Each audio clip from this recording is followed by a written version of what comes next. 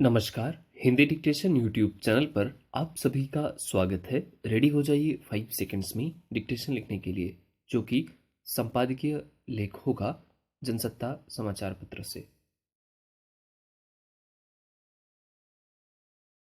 आखिरकार भारत ने सिंधु जल समझौते में संशोधन के लिए पाकिस्तान को बातचीत का नोटिस भेज दिया है।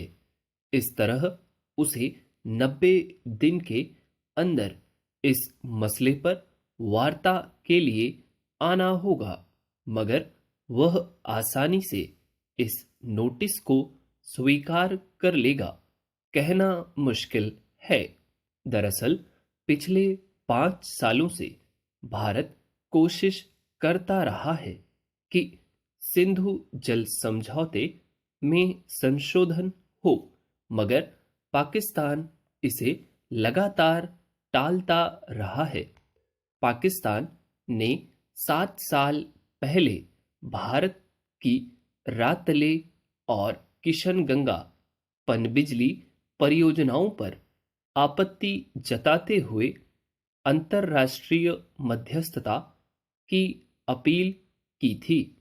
उसके बाद भारत लगातार प्रयास करता रहा है कि इस मसले को परस्पर निपटाया जाए, मगर पाकिस्तान का रुख टाल-मटोल का रहा है। इसी के चलते उसे यह नोटिस भेजा गया है।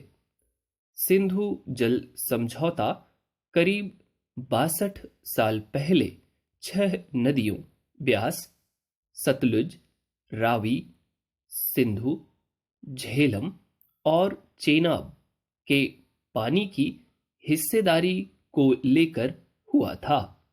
उसमें विश्व बैंक ने भी हिस्सेदारी की थी। उसके बाद से दोनों देशों के बीच 3 युद्ध हुए, मगर भारत ने कभी पाकिस्तान के हिस्से का पानी नहीं रोका। इस मसले पर कभी कोई बड़ा विवाद नहीं उभरा। हालांकि ये सभी नदियां भारत से होकर गुजरती हैं और उनके पानी के उपयोग का उसे पूरा अधिकार है।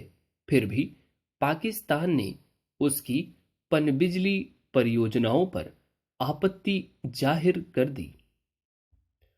दरअसल सिंधु जल समझौते में भारत को रावी, सतलुज और व्यास नदियों के पानी के निर्बाध उपयोग का अधिकार है, मगर बाकी 3 नदियों पर परियोजनाएं शुरू करने और पानी रोकने को लेकर कुछ शर्तें लगाई गई हैं। उन्हीं शर्तों के आधार पर पाकिस्तान ने भारतीय पनबिजली परियोजनाओं पर आपत्ति जताई।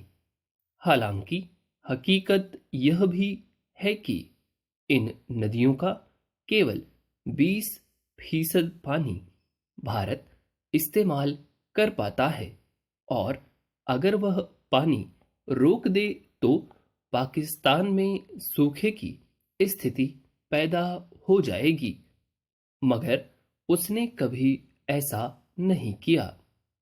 अब पिछले 62 सालों में स्थितियां काफी बदल गई हैं।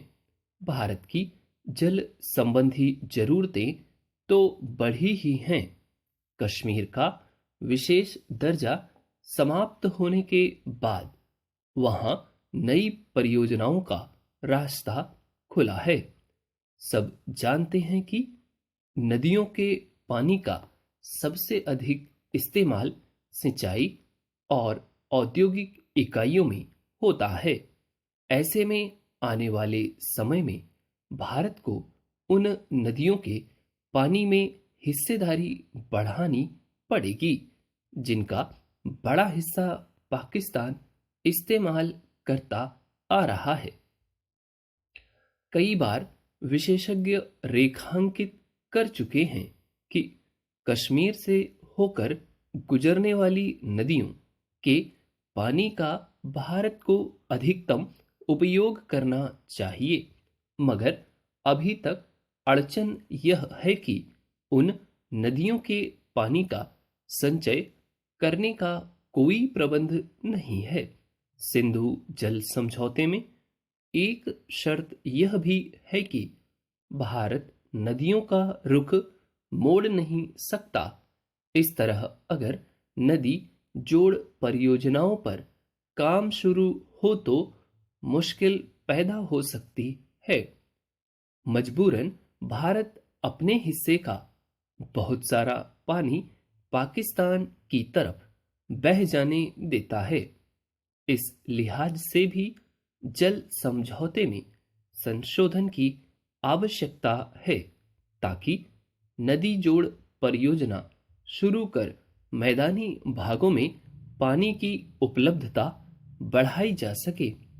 मगर जैसी कि पाकिस्तान की आदत है, वह किसी भी ऐसे समझौते में संशोधन को शायद ही आसानी से तैयार हो जिससे भारत को लाभ मिलता हो।